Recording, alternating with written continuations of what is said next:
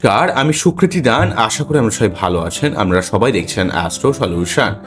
আজকে আমি আলোচনা করব যে 1 জুন থেকে 12 জুলাই পর্যন্ত মঙ্গলদেব মেষ রাশির ঘরে থেকে সক্ষেত্রী থাকার জন্য কোন সমস্ত রাশি বা লগ্নের ক্ষেত্রে সর্বাত্মক আপনারা শুভ ফল পাবেন, কোন দিক থেকে মেনলি পজিটিভ ফল আপনারা পাচ্ছেন, তা নিয়ে একটা দীর্ঘ আলোচনা করব।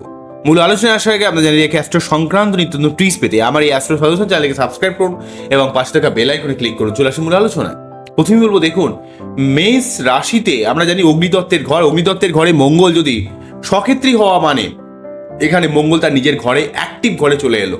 মঙ্গল মানে রাগ, জেদ, অ্যাগ্রেশন, আপনার শারীরিক কসরত করার ক্ষমতা, আপনার মধ্যে কনফিডেন্সকে বৃদ্ধি পাওয়া, আপনার মনের মধ্যে পজিটিভ একটা চিন্তা ভাবনা, হার না মানা ব্যাপার, আপনার মধ্যে ঊর্জার শক্তি, আপনার নিজের মধ্যে কিছু করার মতো মেন্টালিটি, সেলফ কনফিডেন্সকে বাড়িয়ে দেওয়া, এতগুলো জায়গাকে এখানে মঙ্গলদেব কিন্তু লিড করে। মঙ্গল মেয়েদের ক্ষেত্রে বিবাহের কারক, তার হাজবেন্ডের কারক, প্রেমের কারক। ছেলেদের ক্ষেত্রে অবভিয়াসলি ভাবে এই মঙ্গল তাদের শারীরিক ক্ষমতার কারক এবং সেই সঙ্গে বিভিন্ন ধরনের যে রোগ জ্বালা, যেমন সুগার, প্রেশার সংক্রান্ত প্রবলেম ক্রিয়েট করে, সেগুলো কিন্তু মঙ্গলের নেগেটিভিটির জন্যই ক্রিয়েট করে। মেয়েদের ক্ষেত্রে যে গাইনোকাল সমস্যাগুলো ক্রিয়েট করে তা কিন্তু ম্যাক্সিমাম ক্ষেত্রে মঙ্গলের সমস্যার জন্য ক্রিয়েট করে। তাই মঙ্গল এখানে স্ট্রং হওয়ার জন্য যাদের ছেলেদের ক্ষেত্রে সুগার, প্রেশার বা বিভিন্ন শারীরিক দুর্বলতা, বা মেয়েদের ক্ষেত্রে গাইনোকাল প্রবলেম বা শারীরিক দুর্বলতার যে ব্যাপার তৈরি করছিল, সেই ব্যাপারটা কিন্তু সার্বিকভাবে সরে যাবে।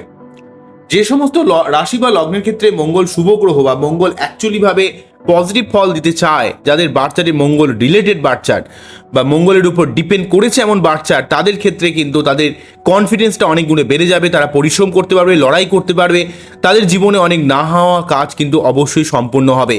তারা কিন্তু জীবনে অনেক রিস্ক নিয়েও কিন্তু জীবনে সেই কাজে কিন্তু সফলতা পাবে। কেননা আমাদের মধ্যে দুটো ব্যাপারে খুব দরকার হয়, মনের মধ্যে যে মানসিক স্ট্রেংথ বা সেলফ কনফিডেন্স এবং সেই সঙ্গে আমাদের শারীরিক ক্ষমতা, পরিশ্রম করার ক্ষমতা, হার না মানার মতো যে মেন্টালিটি, সেই ব্যাপারটা কিন্তু মঙ্গলদেব প্রদান করে। দীর্ঘদিন ধরে মঙ্গল পীড়িত ছিল। মঙ্গলের শনি যোগ, মঙ্গল রাহু যোগ, এইগুলো মঙ্গলের একটা নেগেটিভ অবস্থান তৈরি করছিল। মঙ্গল শনি যোগে অ্যাক্সিডেন্ট, রক্তপাত, মাথা গরম, ছুট ঝামেলার মধ্যে জড়িয়ে পড়া, বিশেষ করে যাদের বাচ্চাদের মঙ্গল শনি যোগ ছিল। তার উপর মঙ্গল রাহু যোগ চলছিল হচ্ছে 1 জুন পর্যন্ত। সেখানে কিন্তু মঙ্গল রাহু যোগ, আগুন বা বিদ্যুৎ থেকে সাবধান হওয়া, মাথা গরম না করা, এগুলো আমি বলেছিলাম বারে বারে। কোনো রকম হটকারীদের মধ্যে পা না দেওয়া, এই ব্যাপারগুলো কিন্তু আমাদের প্রত্যেকে সাবধান হওয়া দরকার ছিল।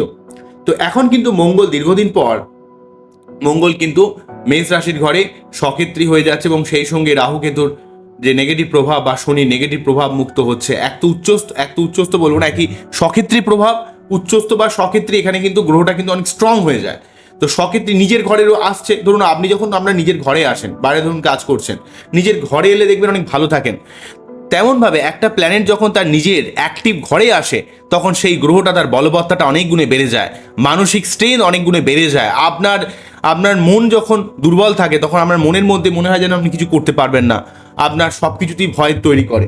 কিন্তু যখনই মঙ্গল তার সক্ষেত্রী হয়ে যাচ্ছে মেষ রাশির ঘরে থেকে, তখন আপনার মধ্যে সেই ভয় জায়গাটাকে সরিয়ে দিয়ে আপনার জীবনের যে যুদ্ধ, সেই যুদ্ধ জয়লাভ করার মতো ক্ষমতা প্রদান করে। তবে হ্যাঁ, মঙ্গল এখানে মেষ রাশির ঘরে তার সক্ষেত্রী অবস্থানের জন্য মঙ্গল কিন্তু আপনার ক্ষেত্রে একটু রাগ, জেদ, অ্যাগ্রেশন বাড়িয়ে দেওয়া, মাথা গরম করে দেওয়া, কন্ট্রোভার্সিয়াল কথার মধ্যে আপনাকে একটু ফেলে দেওয়া, দুমদাম করে কথা বলে মাথা গরম করার জন্য ঝগড়া ঝঞ্ঝাট এগুলো তৈরি করে ফেলে, এই ব্যাপারটাও ক্রিয়েট করে। তবে কিন্তু অনেক সমস্যা কিন্তু মঙ্গল সক্ষেত্রী হওয়ার জন্য 1 জুন থেকে এখানে 12 জুলাই পর্যন্ত এই যে 1 মাস 11 দিনের যে সময়কাল, এই সময়কালে কিন্তু সর্বার্থকভাবে মঙ্গল দেয় আমাদের প্রত্যেক রাশি লগ্নকে ওভারঅলভাবে একটা শুভ প্রভাব দেওয়ার চেষ্টা করবে। তবে হ্যাঁ, সব থেকে বেশি শুভ প্রভাব কোন সমস্ত রাশি লগ্নরা পাবেন, তারপর মিডিয়াম দিক থেকে কারা পাবেন, আর কারা খুব একটা মঙ্গলের থেকে শুভ প্রভাব পাচ্ছেন না, সেইটা পরপর স্লটে ভাগ করেছি। প্রথম স্লটে রাখছি হচ্ছে 6খানা লগ্ন। প্রথমে বলবো মেষ লগ্ন। মেষ লগ্নের ক্ষেত্রে লগ্নপতি এবং ষষ্ঠপতি মঙ্গল নিজে, লগ্নপতি এবং অষ্টমপতি মঙ্গল নিজে, সেই মঙ্গল কিন্তু এখানে লগ্নে থেকে আপনার শরীর, মন, মানসিকতার মধ্যে একটা পজিটিভ ব্যাপার, পজিটিভ এনার্জি দেওয়ার চেষ্টা করবে। আপনার জীবনের না হওয়া কাজগুলো অনেকটা সম্পূর্ণ করার চেষ্টা করবে। লগ্নপতি বা রাশিপতি লগ্ন বা রাশিতে থাকলে আপনার শরীর বা মন, মানসিকতার মধ্যে অনেক সতেজ ব্যাপার ক্রিয়েট করে এবং সেই সঙ্গে অষ্টমপতি লগ্নে থাকার জন্য আপনার মধ্যে কিছুটা শারীরিক সমস্যা মাঝে মাঝে ক্রিয়েট করলেও সেই সমস্যাকে সার্বিকভাবে সরিয়ে দেবে। এবং এখানে লগ্নে বা রাশির এক্সপেক্টে মঙ্গল লগ্নে বা রাশিতে থাকলে আপনার জীবনের সম্পত্তি সংক্রান্ত দিক থেকে অনেক শুভ প্রভাব দেবে। আপনার জীবনে কোনো রকম ঝামেলা থাকলে সেই জায়গাটাকে নির্মূল করে দেবে। আইনি কোনো সমস্যা থাকলে সেটা নির্মূল করবে। শারীরিক কোনো সমস্যা বা আপনার ডিপ্রেশন সংক্রান্ত কোনো সমস্যা সেগুলোকে থাকলে কিন্তু মঙ্গলদেব লগ্নে থেকে আপনাকে পজিটিভ একটা ব্যাপার তৈরি করার চেষ্টা করবে। আপনার জীবনের সার্বিক নেগেটিভিটি জায়গা থেকে আপনাকে বাঁচানোর চেষ্টা করবে। আপনার বিবাহিত লাইফের দিক থেকে শুভ প্রভাব দেবে, প্রেম ভালোবাসার দিক থেকে শুভ প্রভাব দেবে এবং সেই সঙ্গে কিন্তু পরিবার সংক্রান্ত ব্যাপারে মঙ্গল কিন্তু মেষ রাশি বা লগ্নকে সর্বার্থকভাবে একটা শুভ প্রভাব বর্তাবে। পরবর্তী বলবো হচ্ছে মেষের পরবর্তী যে সমস্ত লগ্নরা শুভ প্রভাব পাবে তার মধ্যে তার পরবর্তী যে ব্যাপার সেটা হচ্ছে সিংহ রাশি বা লগ্নের ক্ষেত্রে নবমভাবে তার ভাগ্যবতী ভাগ্যস্থানে থেকে ভাগ্যের উন্নতি করাবে, কর্মের উন্নতি করাবে, জীবনের দীর্ঘ না হওয়া কাজগুলো কিন্তু অনেকটা উড়িয়ে দেবে, সেটাকে সম্পন্ন করার চেষ্টা করবে এবং আপনার মনের মধ্যে একটা পজিটিভ ব্যাপার তৈরি করবে এবং আপনার যে একটা আটকে থাকা কাজগুলো জীবনে যদি এই সময় চেষ্টা করে, নবমপতি নবমভাবে থাকা এখানে সর্বার্থকভাবে ভাগ্যস্থানে ভাগ্যবতী থাকা কিন্তু আপনার ভাগ্য কিন্তু আপনাকে সহায়তা করবে। তবে বাচ্চাটি ভাগ্যবতীর অবস্থানকে অত্যন্ত গুরুত্বপূর্ণভাবে দেখতে হবে। এখানে মঙ্গল কিন্তু নবমভাবে অবস্থান করে তার সপ্তম দৃষ্টি যেহেতু থার্ড হাউসের থাকছে, তাই আপনার মধ্যে পরাক্রমতা বৃদ্ধি পাবে তাই এবং আপনার অনেক মানুষের সঙ্গে কানেকশন বা কমিউনিকেশন বৃদ্ধি পাবে এবং তার অষ্টম দৃষ্টির মাধ্যমে যেহেতু আপনার চতুর্থ ভাবকে প্রভাবিত করছে, তাই আপনি জীবনে অনেক জায়গা থেকে কিন্তু আপনি ভূ সম্পত্তি বা আপনার গাড়ি বাড়ি, আপনার পারিবারিক শান্তি এই জায়গাগুলোকে অনেকটা করতে পারবেন। পরবর্তী ধনুরাশি বা লগ্নের ক্ষেত্রে পঞ্চমপতি এবং দ্বাদশপতি মঙ্গল সে পঞ্চমভাবে সক্ষেত্রী হওয়ার জন্য আপনার প্রেমের দিক থেকে যে সমস্ত ঝামেলা ছিল সেগুলো সর্বার্থকভাবে সরে যাবে। প্রেম সম্পর্কিত ব্যাপারে কিছুটা মাথা গরম ক্রিয়েট করলেও কিন্তু এখানে পঞ্চমপতি পঞ্চমে থেকে আপনার জীবনে সমস্ত জায়গা থেকে আপনাকে আপনার নেগেটিভ জায়গা থেকে আপনাকে অনেকটা সরিয়ে দেবে। বুদ্ধি ইমপ্লিমেন্ট করে অনেক কাজে সফল হবেন। আপনার ব্যবসা, আপনার ক্রিয়েটিভ জায়গায় কিন্তু অনেকটা উপকার পাবেন। আপনার পড়াশোনার ক্ষেত্রে, আপনার সন্তান লাভের দিক থেকে, আপনার জীবনের সঠিক বুদ্ধি ইমপ্লিমেন্ট করে যে কোনো কাজে সফলতার দিক থেকে এখানে কিন্তু মঙ্গলদেব সর্বদা সাহায্য করবে। পঞ্চমভাবে মঙ্গল অবস্থান করে যেহেতু তার চতুর্থ দৃষ্টি পঞ্চমভাবে চতুর্থ দৃষ্টি যেহেতু আপনার অষ্টম ভাবের উপর পড়বে, আপনার জীবনের সার্বিক ঝুটঝামলাকে নির্মূল করবে, শারীরিক অসুস্থতাকে নির্মূল করবে এবং তারপর তার সপ্তম দৃষ্টি কিন্তু ধনুরাশি বা লগ্নের একাদশভাবে পড়ার জন্য আপনার অর্থ সম্পর্কিত ব্যাপারে, জীবনের প্রাপ্তিযোগের ব্যাপারে কিন্তু অনেকটা লাভ দেবে এবং দ্বাদশভাবের উপর দৃষ্টি প্রদান করে আপনাকে ভুলভাল ব্যয়কে বা খরচকে অনেকটা নির্মূল করে দেবে। পরবর্তী বলবো বৃশ্চিক রাশি বা লগ্নের ক্ষেত্রে যেহেতু লগ্নপতি বা রাশিপতি বা ষষ্ঠপতি মঙ্গল কিন্তু ষষ্ঠভাবে সক্ষেত্রী হচ্ছে, তাই এই সময় কোনো রকম ভালো কোনো চাকরি পাওয়া, জব পাওয়ার ক্ষেত্রে অনেক শুভ প্রভাব পাবেন। আপনাদের জীবনে কিন্তু মনের মধ্যে একটা পজিটিভ ব্যাপার, পজিটিভ এনার্জি আপনারা ফিরে পাবেন এবং আপনাদের লোনকে শোধ করতে পারবেন, শত্রুতাকে নির্মূল করতে পারবেন। আপনার জীবনের জব যদি চেঞ্জ করতে চান বা যদি নতুন কোনো জব পাওয়ার জন্য দীর্ঘদিন ধরে চেষ্টা করছেন, যে কোনো রকম প্রতিযোগিতামূলক কাজে আপনি কিন্তু অবশ্যই সফলতা পাবেন, তবে আপনাকে চেষ্টা কিন্তু বাড়াতে হবে। লগ্নপতি বা রাশিপতি এবং সেই সঙ্গে ষষ্ঠপতি আপনার ষষ্ঠ স্থানে থেকে কিন্তু আপনার মঙ্গল আমরা জানেন যে তৃতীয়, ষষ্ঠ, দশম, একাদশ উপচয় স্থানে শুভ প্রভাব দেয়, তাই এখানে কিন্তু আপনার পরাক্রমতার লেভেলকে অনেকটা বাড়িয়ে দেবে এবং আপনার যে কোনো রকম প্রতিযোগিতা আপনি অবশ্যই সাফল্য পাবেন। লগ্নপতি বা রাশিপতি ষষ্ঠভাবে থাকলে এখানে কিন্তু তার সক্ষেত্রী হওয়ার জন্য আপনার জীবনের মনের মধ্যে একটা পজিটিভ ব্যাপার, সম্পত্তি সংক্রান্ত, আইন সংক্রান্ত ব্যাপার থেকে আপনার লাভ হতে পারে, আপনার বিভিন্ন জায়গা থেকে অর্থ আসতে পারে। ষষ্ঠভাবে মঙ্গল অবস্থান করে যেহেতু তার চতুর্থ দৃষ্টি 6, 7, 8, 9 অর্থাৎ নবম ভাবের উপর পড়ছে, তাই ভাগ্যকে অনেক উন্নতি করবে, ভাগ্যের একটা আপনি সহায়তা কিন্তু লাভ করবেন। তারপর দ্বাদশ ভাবের উপর দৃষ্টি প্রদান করার জন্য ফাটকা জায়গা থেকে আয় হতে পারে, লাভ হতে পারে, উচ্চশিক্ষা, গবেষণা বা আপনার জীবনের ব্যয়কে যেমন সংকোচ করবে তেমন কিন্তু আপনার জীবনের স্পিরিচুয়ালিটি জায়গাটা অনেক ভালো করবে এবং সেই সঙ্গে কিন্তু আপনার অষ্টম দৃষ্টির মাধ্যমে দ্বাদশ ভাবের পরবর্তী ভাব অর্থাৎ লগ্ন বা রাশির উপর প্রভাব বিস্তার করে আপনার মন মানসিকতার মধ্যে একটা সতেজতা ভাব, আপনার মধ্যে একটা ফুরফুরে ভাব তৈরি করবে। আপনার দীর্ঘদিনে না হওয়া কাজকে কিন্তু বৃশ্চিক রাশি বা লগ্নের ক্ষেত্রে অনেকটা সফল করার চেষ্টা করবে। তবে আপনার বাচ্চাদের মঙ্গলের অবস্থানকে অবশ্যই ভালো হতে হবে। কর্কট রাশি বা লগ্নের ক্ষেত্রে দশমভাবে মঙ্গলের অবস্থান কর্ম সংক্রান্ত ব্যাপারে বিভিন্ন দিক থেকে না হওয়া আটকে থাকা কাজগুলো কিন্তু সফল হবে। আপনাদের কর্মে ইনক্রিমেন্ট হবে, কর্মে পরিবর্তন হতে পারে, কর্ম সংক্রান্ত ব্যাপারে আপনি অনেক দিক থেকে লাভ পেতে পারেন এবং আপনার জীবনে কর্ম থেকে অনেক অর্থ আসতে পারে। এই সময় যদি নতুন কোনো কর্ম করার কথা ভাবেন বা একটা কাজ করতে করতে অন্য কাজ করার কথা ভাবেন বা ব্যবসা করার কথা ভাবেন, অবশ্যই এটা কিন্তু একটা অনুকূল সময়। এই সময়টাকে অবশ্যই আপনারা কাজে লাগাবেন কর্কট রাশি বা লগ্নের মানুষেরা। এখানে কিন্তু লগ্ন বা রাশির উপর প্রভাবিত করার জন্য কর্কট রাশি বা লগ্নের ক্ষেত্রে আপনাদের ক্ষেত্রে কর্কট রাশি বা লগ্নের ক্ষেত্রে কিন্তু মন মানসিকতার মধ্যে একটা পজিটিভ ব্যাপার তৈরি করানোর চেষ্টা করবে কর্কট রাশি বা লগ্নের ক্ষেত্রে।